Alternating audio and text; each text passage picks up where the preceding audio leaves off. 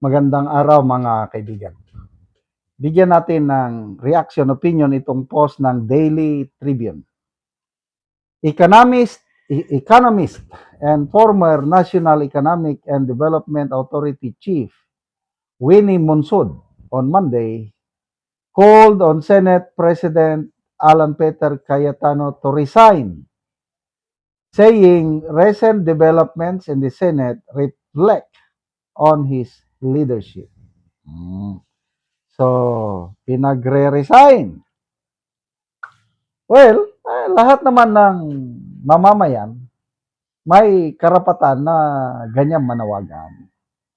Sample, itong si dating Senate President Coco Pimentel, may pahayag din siya na parang mas maganda. Although, diplomatic yung dating kay yung pagsasalita ni dating Senador Coco Pimentel, magandang dating.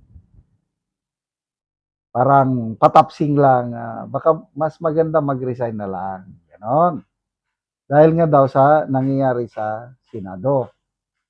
Yan, Pimentel. Marami, karamihan, mga dilawan, karamihan sa mga nananawagan, of course, itong minority black, palagi yan, nagsasabi, resign ka, minority black, yan, mga dilawan, at saka mga kakampi ng Marcos. Yan ang nananawagan na mag-resign. Kaya lang, sa tingin ko ang mas nakakarami, ayaw, hindi pwedeng mag-resign. Tingnan na lang natin dito sa reaksyon ng netizens. 16,000 ang nag-react, 12,000 ang tumatawa, 459 ang galit. So, ang tumatawa at galit, ibig sabihin yan, pabor sila kay Senator Cayetano. 3,200 lang ang nag-like. So, anong percentage yan? Yung sinasabi ko na ito, mga 15% lang ang naniniwala sa mga panawagan na mag-resign si SP Cayetano. Yung 85% gusto nila. Bakit? Yung flood control, hearing, investigation, yan ang gusto ng nakakarami sa taong bayan. So, deeply divided na talaga ang ating bansa ngayon. It's either nasa panig ka ng katotohanan or kasinungalingan. Nasa panig ka ng Marcos o Duterte. Deeply divided. Kaya yung Senado na minority, panig kay Marcos yan, yung minority. Kaya maraming galit kay Subiri. Dahil yung pagpanig niya sa majority, sa minority ni Soto, parang lumalabas pro-Marcos na siya. Kaya maraming galit sa kanyang taga Bukidnon, taga Mindanao. Dahil identified na siya kay Soto eh. Soto is talagang pro-Marcos yan. Lacson pro-Marcos. Itong Brave 13, pro-Duterte. Aminin na natin, yan lang. Kaya habang nandyan yung Brave 13, wala nang pag-asa yung impeachment. Yung mga nangangarap na makonvict ninyo si BP Sara sa impeachment, wala na. You need 16 senators to convict the Vice President. Ilan lang ang minority? 11 lang. Di kulang kayo ng 5. Sabihin na natin, lahat ng minority boboto sa conviction ni BP Sara. O di talo pa rin. So, panawagan, mag-resign? Yes, manawagan kayo. Kaya lang, hindi nyo mapilit si Senator Alan Peter Cayetano kung anong desisyon niya. And to me, he is doing good. number one na pasalamat ko sa leadership niya ay matutuloy na ang Blue Ribbon hearing sa Huwebes. So, tingnan natin na ang mga nagko-comments. Ka-ambisyoso driver, magpahinga na po kayo, Lola. Huwag ka nang makisawsaw. Baka atakihin ka pa dyan.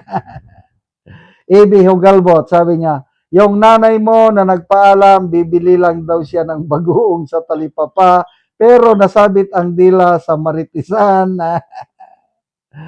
Sam Patricia, isa pa itong Winnie the Pooh na ito. Ano naman ito? Gelos Suyaw. Wow, anti-Marcos, now pro-Marcos. Oh, ito yung mga diehard na anti-Marcos nung una.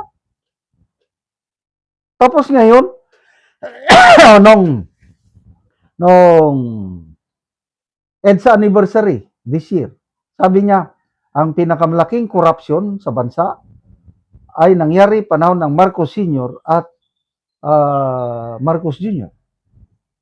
Tapos ngayon, pinagre-resign si Alan Peter Cayetano, siya lang yung Senate President na gustong ipagpatuloy ang investigasyon sa flood control. Ano ba ang gusto ni Professor Winnie Munsod? Kalimutan na natin ang flood control scandal? Ganun ba? Kaya wala talaga walang paninindi. Mabuti pa si Congressman Edgar Erese. Ito yung dilawan na saludong-saludo ako. Very consistent. May prinsipyo. Hindi siya pumapanig sa mga Marcos. Hindi rin siya pumapanig sa Duterte. Pumapanig lang siya sa katotohanan na dapat yung flood control scandal na yan ay dapat maimbestigahan. Salamat mga kaibigan sa inyong pagsubaybay sa channel nito. Nakakatulong kayo ng malaki sa tribong Talandig ng Bukidnon dahil ang sweldo natin sa channel nito is pantulong po sa tribo. Namimigay tayo ng libreng yero at pako para makapagpatayo sila ng mas maayos na tirahan. Panoorin niyo ang video na ito. Anak ko sa balay sa tabangan na Mugyero, sumuna ni tsura sa iyang atop. Sumuna ni ang kadagkuon sa buslot sa iyang balay. So ang diri dapit gisapahan ng silupin. Maklaro manggani ang buslot.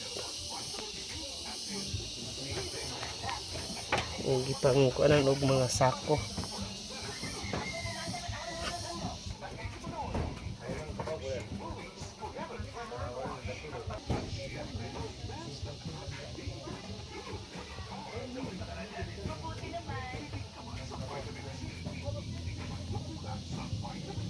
O karon mo na ni angero nga among gihatag ng pulis sa atop sa balay ni Ungkol.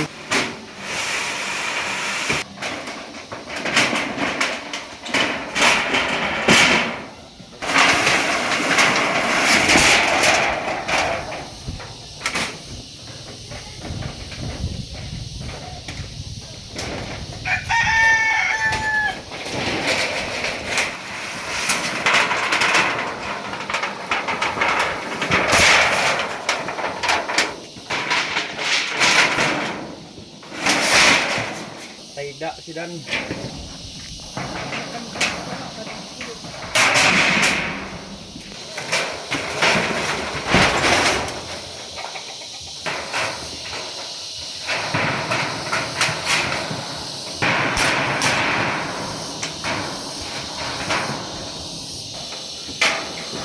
Pasayo ko rin TikTok pagpungat.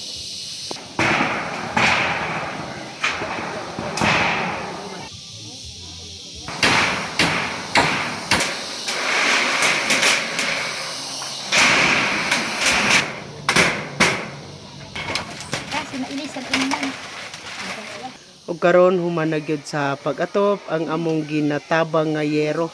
So nindot na gyud. Sige.